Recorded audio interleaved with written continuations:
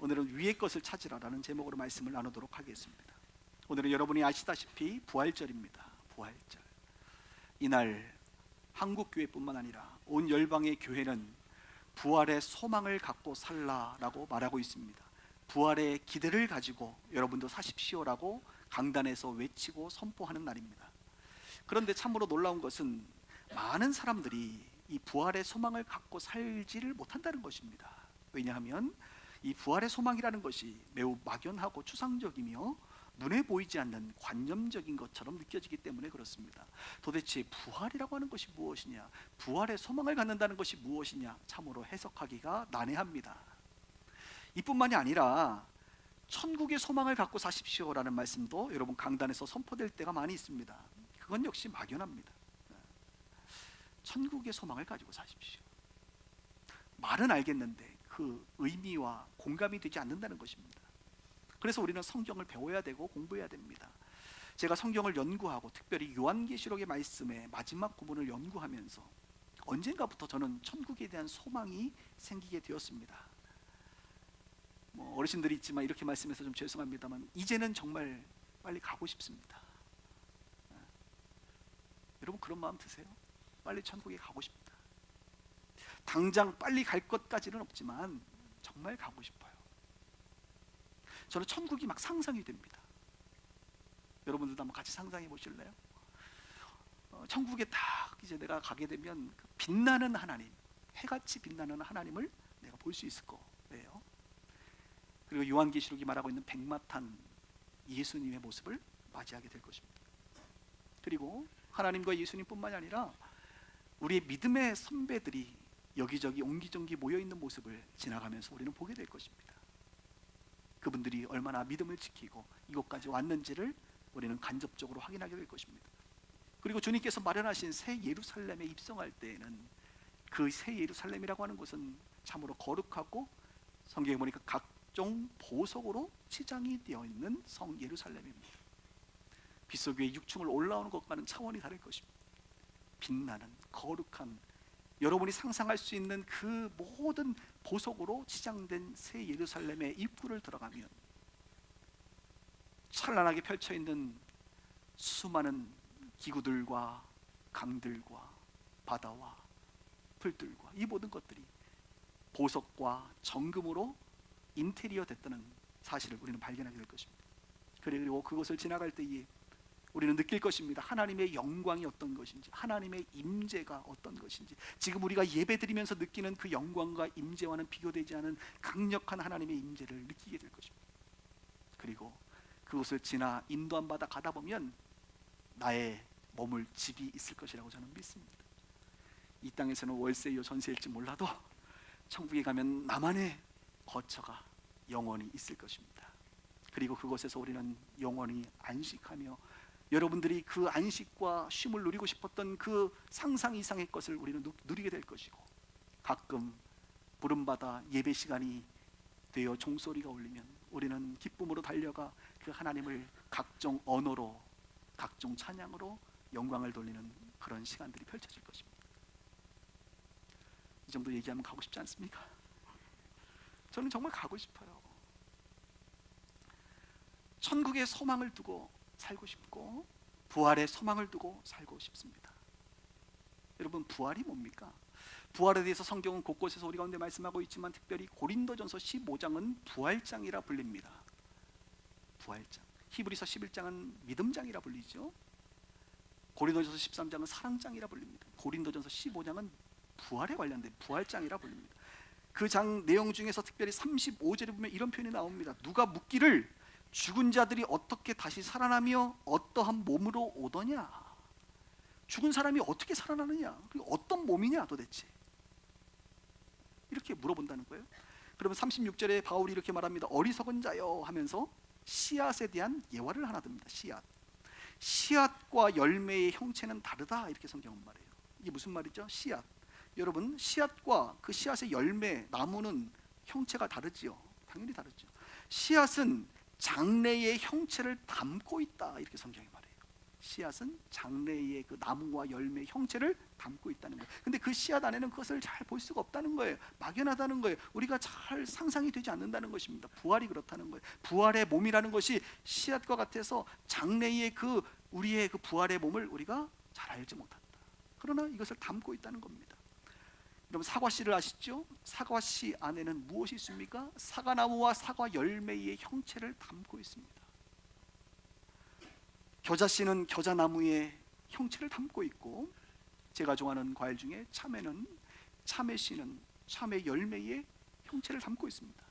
그래서 여러분들이 어떤 씨앗을 봤을 때 이 씨앗을 볼 때 이게 무엇인가 모르시면 어떻게 하면 돼요? 심어보면 알아요. 심어보면 때가 지나 그것이 올라와요. 순이 올라오고 나무가 되고 열매를 맺게 되면 아, 이 씨는 사과였구나, 그렇죠? 알게 되는 거예요. 저는 이 부활의 소식을 전하는 이 아침에 우리 자녀들에 대한 생각이 갑자기 들었어요. 설교를 준비하면서 우리 자녀들이 그런 것 같아요. 아이들이 태어나게 되면 이 아이가 장래의 모습의 형체를 담고 있다는 것입니다. 그러나 지금은 알지 못해요. 수시로 얼굴이 바뀝니다. 이 아이들의 몸과 키가 자랍니다. 그러나 이 아이가 어떻게 될지 모르겠지만 장래의 시간이 지나 10년이 지나고 20년이 지나면 이 아이의 형체를 이 아이는 담고 있는 거예요. 이 아이의 온전한 모습을 담고 있는 거예요. 이 아이가 예수님과 함께 살고 예수님과 함께 죽고 예수 그리스도 안에 살면 이 아이가 나중에 어떤 나무가 될지 어떤 열매를 맺을지를 우리가 보게 되는 거예요. 그래서 자녀들에 대한 관심과 사랑이 우리 가운데 특별한 것입니다. 좀 죄송한 얘기지만 성인들보다 이미 여러분들은 열매 맺고 여러분의 형체가 나타났지만 이 자녀들에게는 무한한 가능성과, 그렇죠? DNA가 그들 가운데 있다는 것을 우리는 확인하게 됩니다. 이 내용은 5월 5일 날 어린이날 즈음에 다시 한번 말씀을 좀 나누도록 하고요. 씨앗에 대한 예화를 사도 바울은 하고 있는데 씨앗은 썩습니다. 썩어야 돼요. 썩어서 없어져야 됩니다. 그 씨앗의 형체가 사라져야만 새로운 형체로 살아납니다. 이것을 부활이다라고 말하는 거예요. 지금 예를 드리는 거예요. 썩을 것으로 심고 썩지 아니할 것으로 다시 살아나며, 욕된 것을 심고 영광스러운 것으로 살아나며, 약한 것을 심고 강한 것으로 살아나며, 육신의 이 육의 몸으로 심어지고 신령한 몸으로 살아난다. 이것이 부활에 대한 바울의 가르침입니다. 육의 몸이 있은즉 영의 몸도 있느니라. 오늘 예수님께서 부활하시고 나서 사람들이 이것이 환영인가 했는데 예수님 뭐라고 얘기합니까?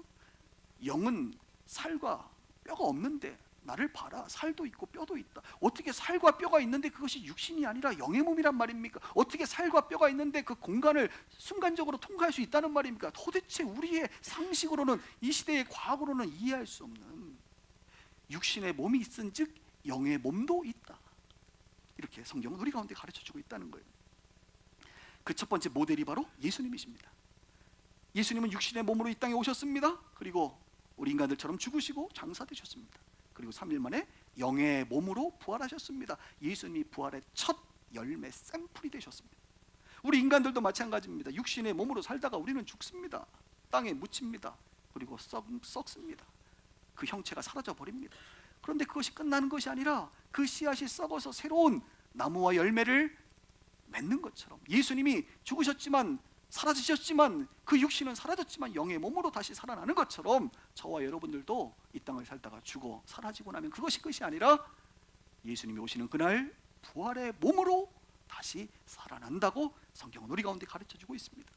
이것이 씨앗의 원리요, 예수님의 샘플의 원리입니다. 예수님이 잠자는 자들의 첫 열매가 되셨습니다. 예수님은 부활을 몸소 친히 보이셨습니다. 부활이 존재함을 보이셨고 증명하셨습니다. 우리도 잠자는 자들이 될 것이고 예수님을 따라 부활의 열매가 될 것입니다. 그것을 여러분들은 나중에 확인하게 될 것입니다. 성경은 이 사실을 우리 가운데 분명하게 선언하고 있습니다. 여러분이 이 사실이 믿어지십니까? 믿어지세요? 아휴, 봤어야 믿지. 확인할 길은 없습니다. 이 부활에 대한 이야기는 믿느냐 믿지 않느냐의 문제입니다.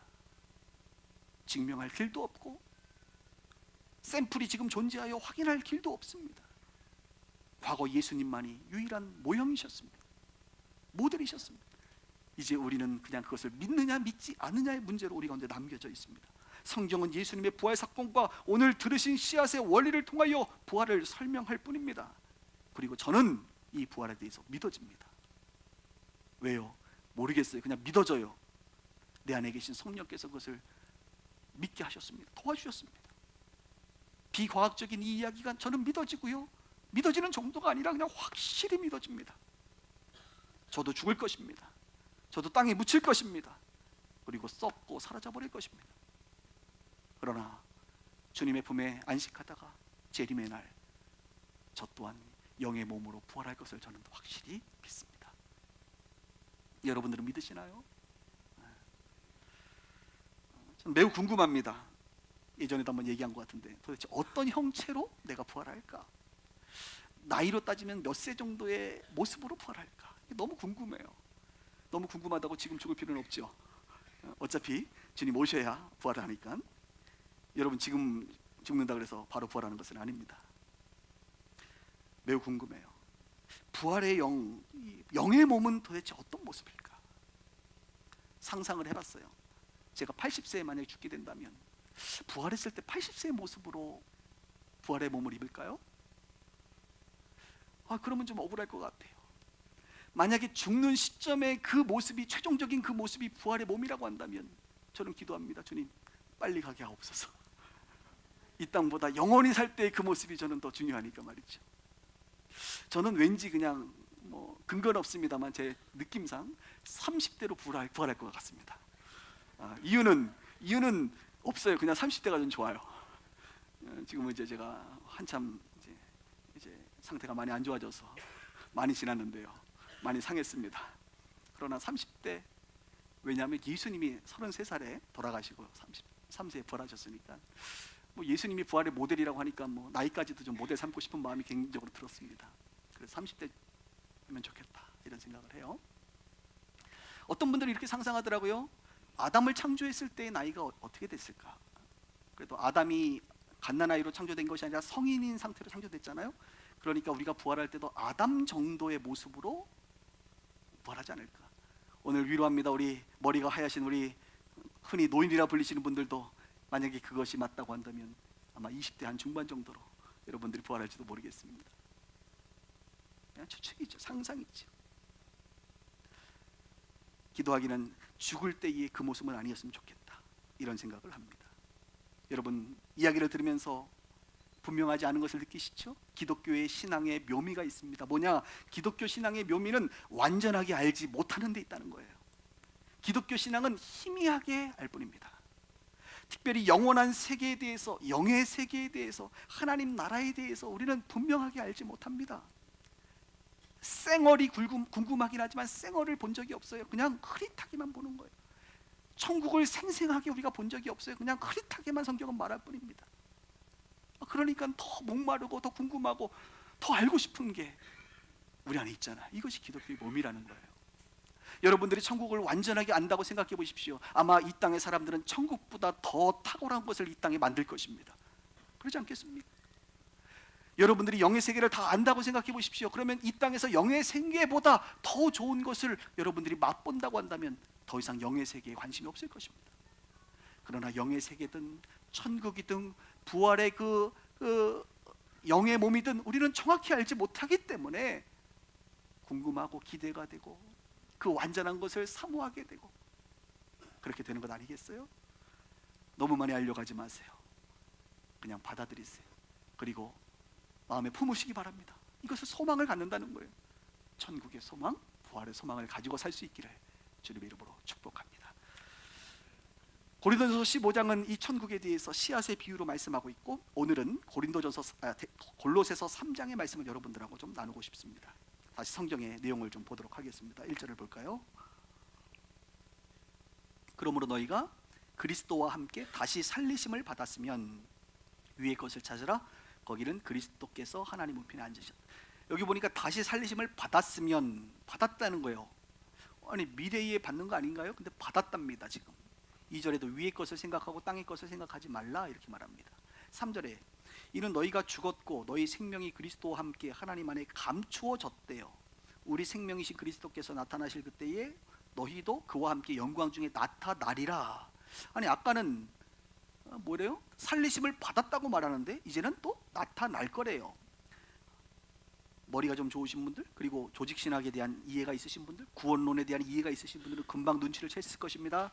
지금 바울은 1절과 2절에 여기서 말하는 다시 살리심은 거듭난 구원이라고 하는 이 내용은 예수 믿었을 때의 그 일어나는 영의 구원을 말하는구나, 중생의 거듭남을 말하는구나 라는 것을 알게 될 것이에요.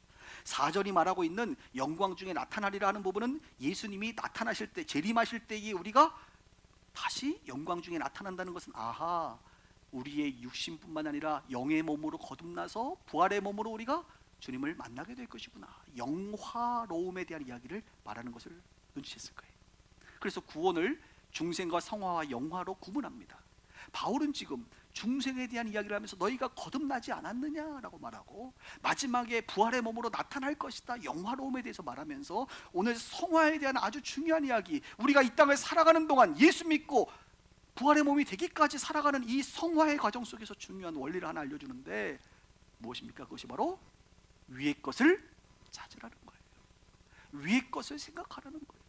이 땅을 살아가는 동안 부활의 몸을 기대하면서 소망하면서, 그러나 우리가 이미 예수 믿고 우리가 영으로 거듭났으니 이제는 이 땅을 살아가는 동안 영의 사람답게, 하나님의 자녀답게 제발 위의 것을 생각하고 위의 것을 좀 찾으면서 살라라고 권면해 주고 있습니다. 저는 오늘 부활절을 맞이해서 우리 빛과 소금의 교회 식구들이 단 한 가지 기억했으면 좋겠어요. 부활을 소망하며 사는 자의 이 땅에서의 역할은 무엇이냐? 위의 것을 찾고 위의 것을 생각하며 사는 것이구나. 동의하십니까?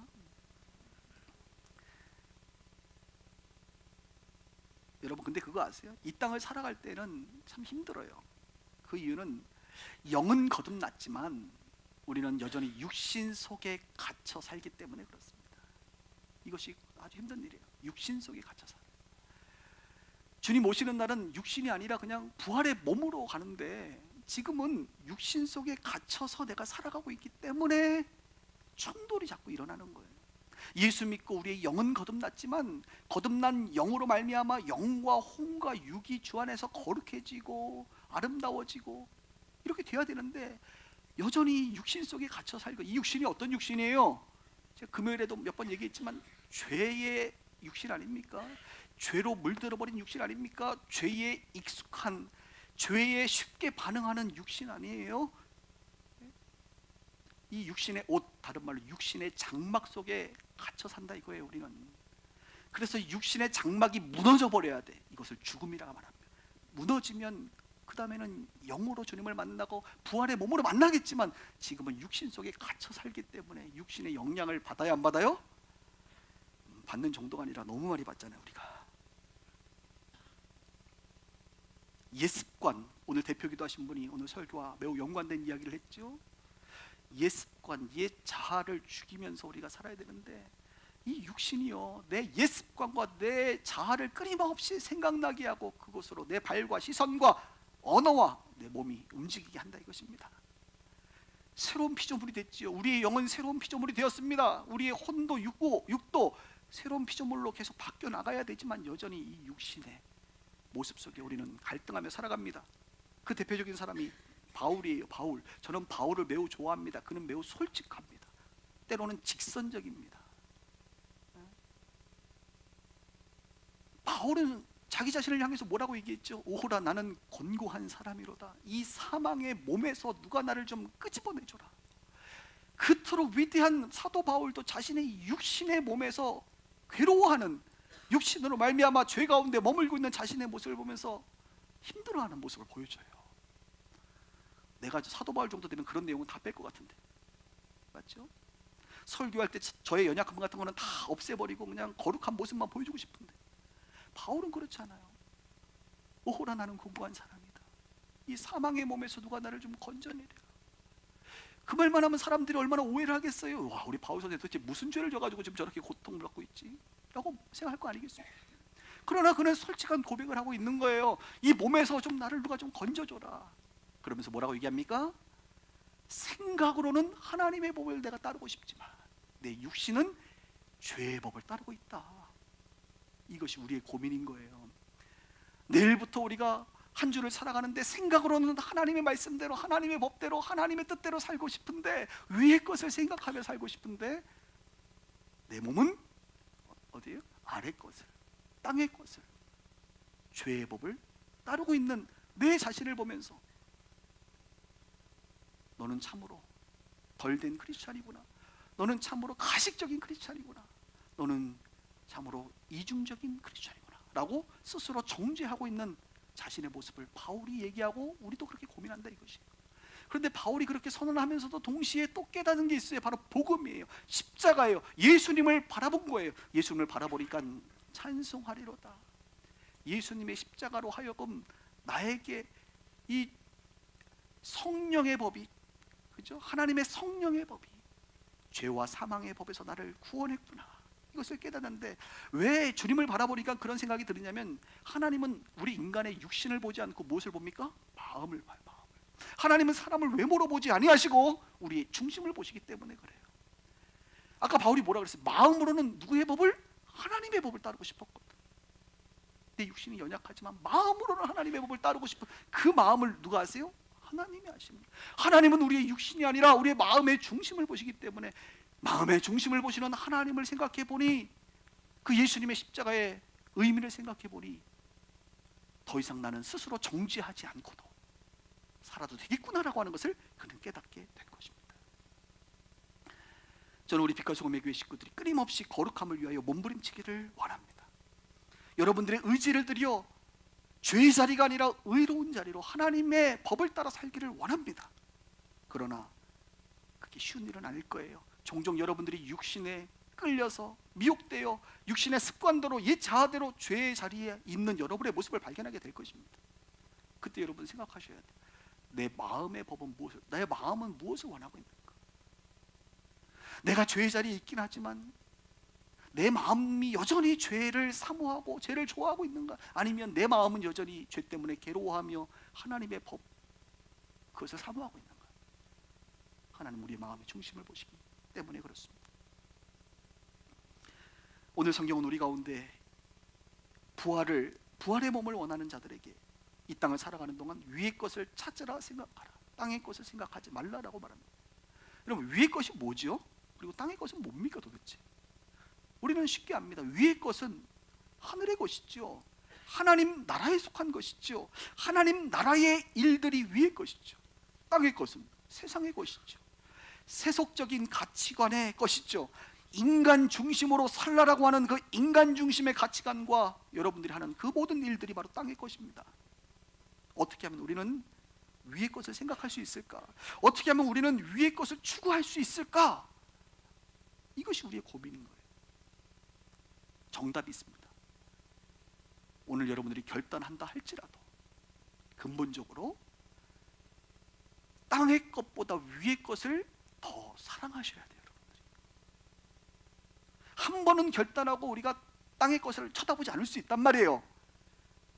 그런데 내 마음이 여전히 땅의 것을 사랑하고 있다면 우리는 언제든지 그 땅의 것에 시간과 물질과 나의 재능과 나의 모든 에너지를 쏟게 되어 있습니다. 그러니 땅의 것이 아니라 하늘의 것을 그냥 더 사랑하는 수밖에 없어요. 사랑하게 되기를 기도하셔야 돼요. 하나님, 나는 하늘의 것이 좋습니다. 위의 것을 저는 더 사랑하기를 원합니다. 위의 것을 사랑하게 해달라고. 여러분들이 위의 것을 사랑하면 땅의 것에 관심을 안 갖게 됩니다.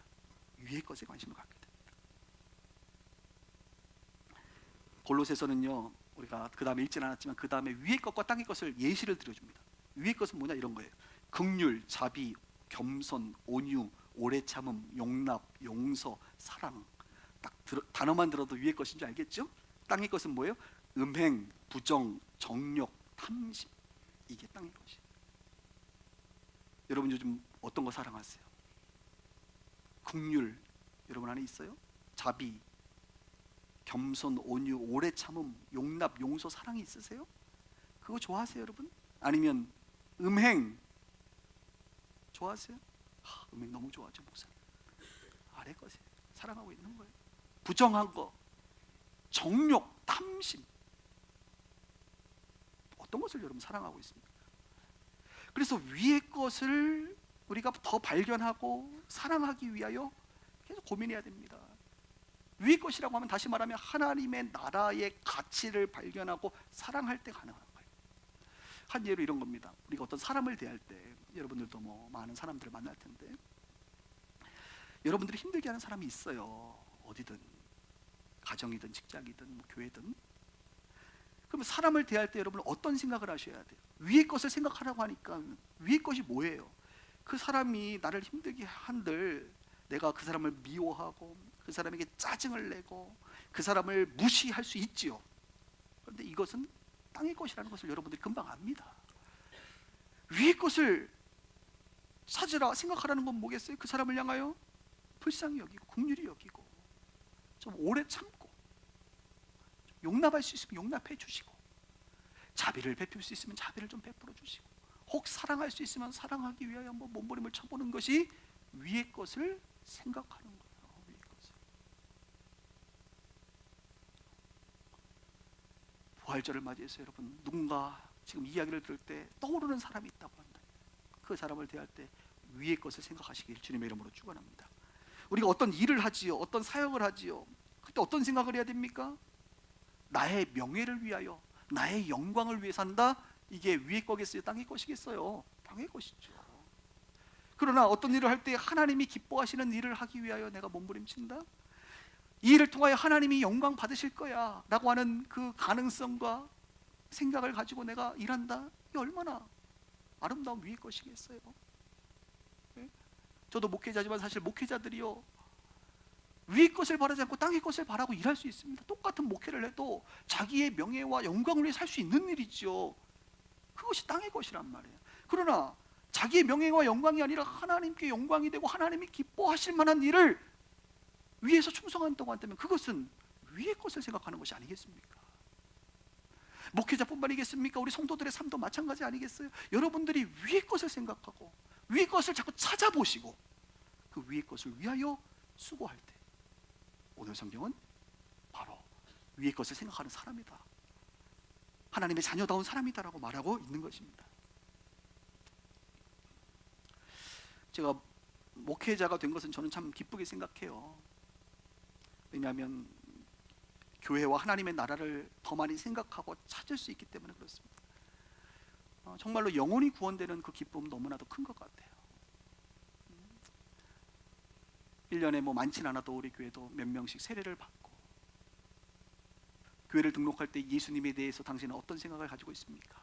뭐 예수님이 그냥 뭐 한 인간이다, 기독교의 창시자다라고 말했던 분들이 예수님을 영접하고 하나님의 자녀로 고백하는 순간 이 얼마나 아름답고 기쁜 일입니까?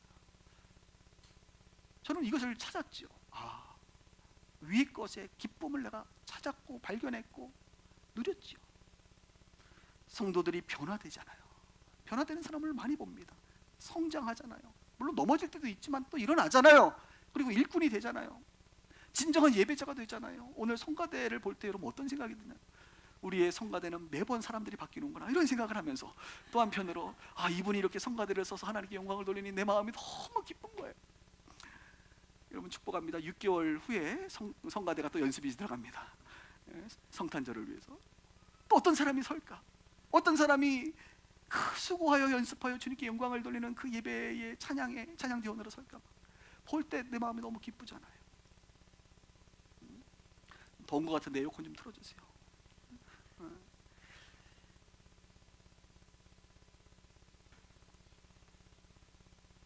그러니까 위의 것을 생각하고 위의 것을 해보면요, 저는요 정말 너무 기뻐요. 물론 힘들 때도 있지만 근본적으로 제 안에는 너무 기쁨이 있습니다. 즐겁습니다. 행복합니다. 이 일이 너무 의미 있는 거예요. 위의 것을 생각하고 찾고 살아가는 게 너무 의미가 있어요. 여러분들은 어떠십니까? 어떤 일을 할 때 그것이 재밌고 행복하고 정말 의미가 있던가요? 그것이 위의 것입니까? 아니면 땅의 것입니까? 세상의 것입니까? 자기 중심적인 삶을 살아가고 있습니까? 오늘 성경은 위의 것, 하나님 나라의 일을 맛봐야 된다. 이런 맛보는 게 중요합니다. 제가 오늘도 위의 것을 생각하십시오. 아무리 얘기해봐야 소용없어요. 자꾸 맛봐야 돼. 맛보고 나니까 너무 맛있네. 와 좋네. 계속 해야겠다. 그래서 교회에서 봉사하시는 분들이요, 여러분 억지로 하는 게 아니에요. 그 맛을 알기 때문에 위의 것을 생각하는 그 섬김의 맛을, 봉사의 맛을 아는 거예요. 그러니까 게시판에 어떤 행사가 있고 봉사할 게 있으면 참여하게 되는 거예요. 왜? 그 맛을 아니까. 2주일에 한 번씩 여기 갈매동 노인 요양원에 가서 저희 교회가 예배를 인도하지 않습니까? 한 70분 정도의 어르신들이 계시는데 예배는 한 4, 50명 정도 참석한대요. 저희 교회 집사님들과 우리 임채원 목사님이 가셔서 예배를 인도하고 오시는데, 갔다 오신 분들이요, 한 번 갔다 오면 헤어나오질 못하시는 것 같아요. 계속 가시더라고요. 보니까 왜 그런가 했더니 가서 감동을 받는 거예요. 그 어르신들 앞에서 예배를 이렇게 찬양 싱어로 같이 예배를 드리면 뭉클한 그 하늘이 주는 그 기쁨과 감동이 있다는 거예요. 그러니까 이분들이 자꾸 가게 된다는 거예요. 그 모습을 보면서 나도 언젠가는 저 자리에 있을 텐데. 그곳에는 권사님들도 계시거든요. 그분들이 찬송하시는 모습을 보면서 얼마나 감동이 되겠어요. 그러니까 그 맛을 본 사람들은 위의 것에 섬김의 맛을 본 거죠. 장애인 시설도 우리 교회에서 이제 1년에 2번씩 가는데 한 10년을 갔는데, 이번에도 이제 다다음 주 가죠. 가면 가서 그 맛을 본 사람들은 계속 가요. 쉬운 일이 아닙니다, 여러분. 그러나 가는 거예요. 그 위의 것을 맛봤어요.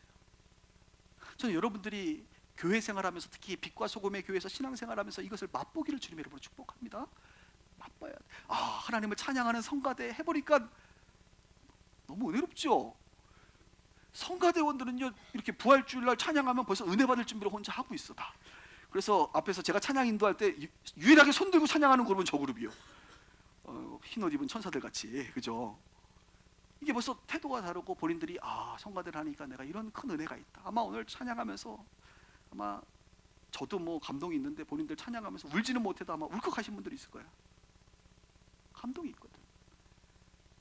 그러나 이제 아래 것이 생각나죠. 너무 힘들었어.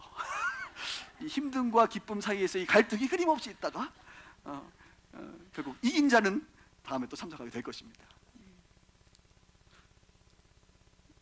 여러분 안에 갈등이 있어요. 위의 것과 아래 것을 우리는 너무나도 잘 분별하고 있습니다. 바빠야 돼요. 영혼을 구원하는 그 전도의 맛을 보시고, 세상을 섬기고 직장 안에서 동료들을 섬겼을 때의 그 맛을 보시고, 하나님 나라에 동참하고, 그죠? 쓰임 받는 그 맛을 보시고. 교회가요, 사실 일을 좀 해야 됩니다.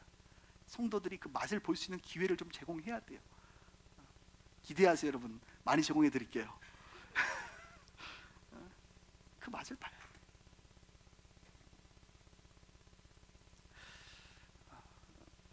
오늘 한 가지만 기억하세요. 위의 것을 더 사랑하고 있는가, 아래 것을 더 사랑하고 있는가. 오늘 부활절을 맞아 주님은 말씀하고 계십니다. 부활의 몸으로 어차피 나타날 우리들인데, 지금 이 땅에서 부활의 자녀답게 위의 것을 찾고 생각하자 이것입니다.